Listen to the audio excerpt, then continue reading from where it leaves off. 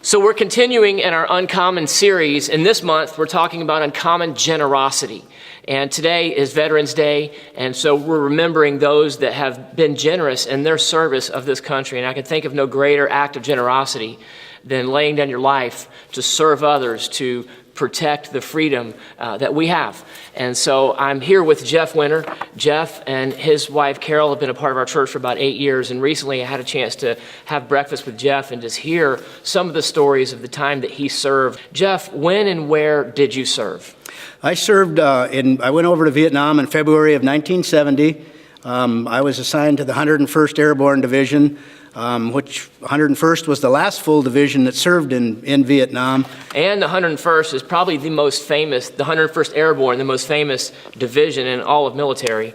And so that's pretty amazing that you're able to be a part of that. I'm sorry to interrupt. Continue on. And so I was assigned to Camp Evans, which was the farthest camp that in Vietnam, or South Vietnam at the time, right up by the demilitarized zone in Quang Tri province. And I want to ask you, I'm going to ask you to share some memorable moments. But first, I want you to share maybe a funny moment. We were fortunate. We would be out in the field for sometimes 2 to 3 months. So we came into the rear one time, and actually it was just three of us, Jay and Ernie and I.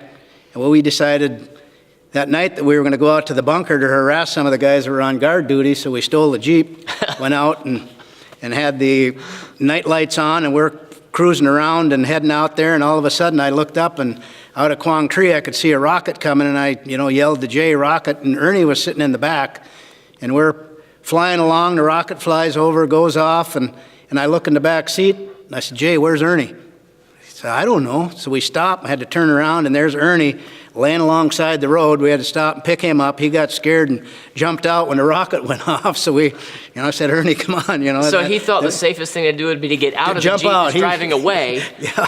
So he jumped out and rolled in the ditch. So we had to pick Ernie up. We had a few laughs. And what would be one of the more memorable things that you take away from that time? Something that just truly impacted you that you will never forget? Well, it happened in March. I'd been over there like a month, and Ernie and I were out on Firebase Marine. We got our orders to get on the next helicopter, and the helicopter was coming in, and usually with the helicopters, when they came in, 3 people jumped in on one side, 3 on the other side, and you dangle with your legs out so you could jump out when you landed. And as the helicopter's coming down, it was, at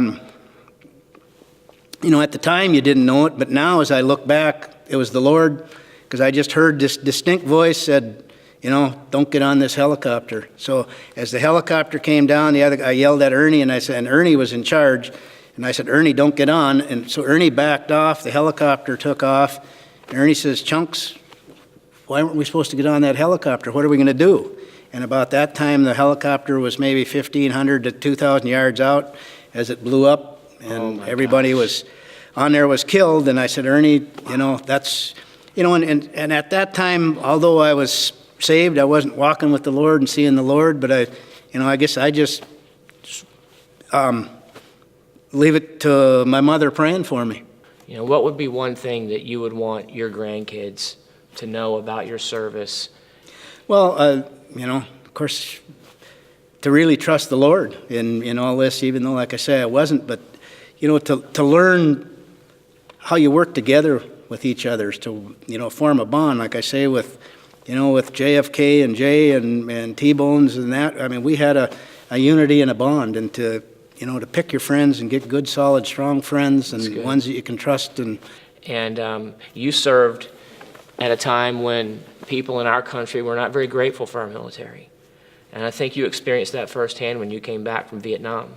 Tell me a little bit about that. Well, when I came in, it happened to be New Year's Eve, when I got discharged and headed to the Seattle-Tacoma Airport. When I walked in there, nobody would talk to me or nothing. And of course, I walked into the bar So it's New Year's Eve. You've been serving your country in Vietnam. You come back to the States, and no one would speak to you. Right. It's exciting now as I travel a lot to see the veterans coming back from Iraq and Iran. You're getting cheered and clapped for on the plane. Yeah. Because that didn't happen. But I want to say to all you Vietnam veterans that are out there, just welcome home. Because you never got welcomed home. Hold on, let's just do that one again. So To all of you that served in Vietnam, we want to say to you, Vietnam veterans that never got a welcome home, and thank you.